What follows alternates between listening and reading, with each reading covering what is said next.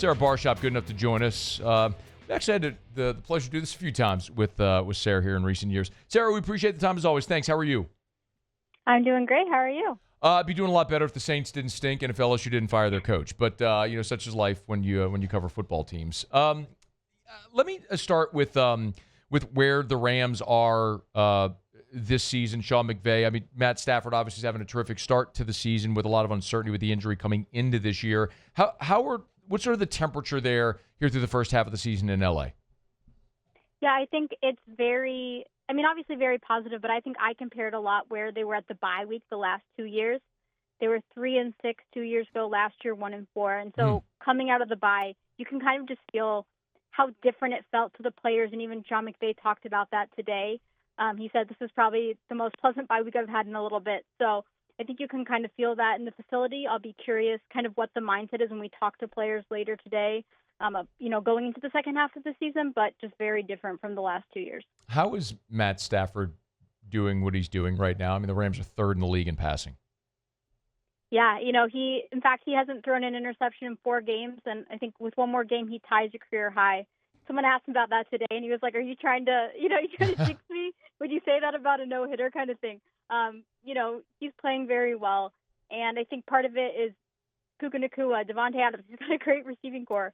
We saw how he spread the ball around in the last game without Nacua in London against Jacksonville. So, he's playing as well as I've seen him. I didn't cover him in 2021, the year they went to the Super Bowl, but he's healthy. That's the biggest thing, I think. And he said today that his back feels great. So I'm sure he will take that as long as it can continue going.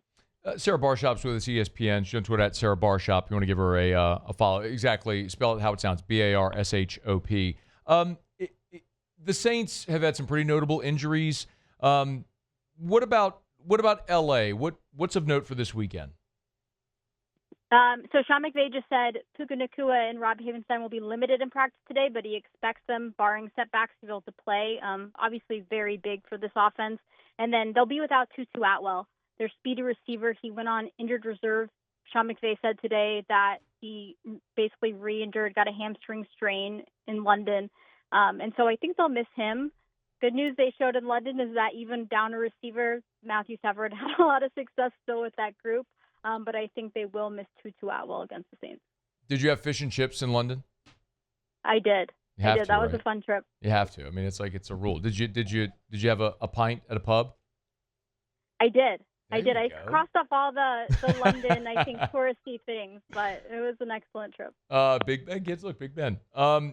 What offensively, if anything, might be a vulnerability at this point in the season? I think it's probably the production from tight end. I'll be curious to see without Tutu Atwell kind of what this offense looks like with Puka Nacua back, with Devontae kind of. Matthew Stafford and Devontae Adams hadn't been as efficient early in the season. Then we saw 3 touchdowns from the pair in London. So I think it'll be seeing if that production they got from the tight end group can continue and they can build on that. Like last year, they were just a little bit inconsistent, and I think beginning of the season we've kind of seen that. But, I mean, there's no doubt. I would say that's the offense has been the strength of the team, but no doubt the defense has been really good too. So I think you're just looking at probably a really good Rams team right now. Yeah, no doubt. They're 5-2 coming off the bye. And I'm glad you talked about the defense because, Chris Schuler's group is going to see Tyler Shuck. It'll be his first career start for the rookie. Have they talked at all this week about how you start preparing for someone that just doesn't really have game film? So actually, we have not talked to anyone but Sean McVay and Matthew Stafford. But I think we've kind of addressed it previously because the Rams have gone against Mac Jones. Obviously, he's had NFL game film, but just not in the Niners offense really to the point they played them. And so they faced some backup quarterbacks, and then obviously early in the season. And the kind of what I've heard from everyone is you got to prepare the best you can. Look at if it's looking at college tape, look at their tendencies, that kind of stuff. Because the Saints haven't had a lot of success this season, but no doubt I can guarantee you that when we asked Jared Verse about going against a first-time starter, he's going to say, everyone gets to this league for a reason, and so we're not going to take anyone lightly, because that's kind of what he said when it's been similar situations this year. Sarah, the Rams are a 14.5-point favorite. I know not everybody looks at point spreads and betting lines, but that might as well be like 45 in a college game. I mean, to see a 2-touchdown line in the NFL is just enormous. Is there a path for the Rams to lose this game at home? You know what? The Rams have played down to their opponent sometimes. Yes, they're 5-2, but there have been some close games. So, yes, there's a way. I mean, Sean McVay said he expects Puka Nacua to play. If there is a setback and he doesn't, I think this offense looks very different without him, without Tutu Atwell. So I think it'll probably be closer than you think, just looking at the records of the two teams.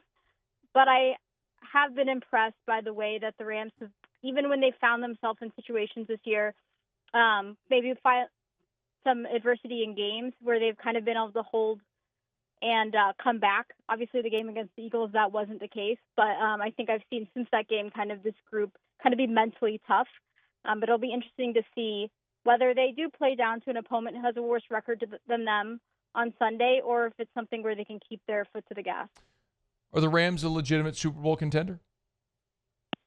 I think they are. I mean, I think if you had asked me at the beginning of the season, just with Matthew Stafford missing most of training camp with the back injury, I think I would have said, I don't know, we'll have to see. But no doubt, this is a very talented roster. And I think Sean McVay has teams, I've seen the last 2 seasons, get better as the season progresses. I think he's very good as a head coach is making these guys believe, despite how they start the season. And so now at 5-2 coming out of the bye, I'll be curious to see if that mindset can stick. But I do think this is a team that's at least contending for a deep playoff run, if not a Super Bowl. Yeah. Odds makers had the Rams over under 9.5 to start the season. It's up to 11.5 now through week 8. She's Sarah Barbershop, ESPN.com. If you want to read her over there, she's on Twitter at Sarah Barbershop. You want to go give her a follow there on Twitter, X, whatever you call it these days. Sarah, we appreciate the time. Thanks so much. Of course. Have a good one. You do the same. Saints and Rams, 3:05 Central Time. Hey, thanks so much for watching. Please leave your comments. I love to interact. And be sure to hit the red subscribe button below.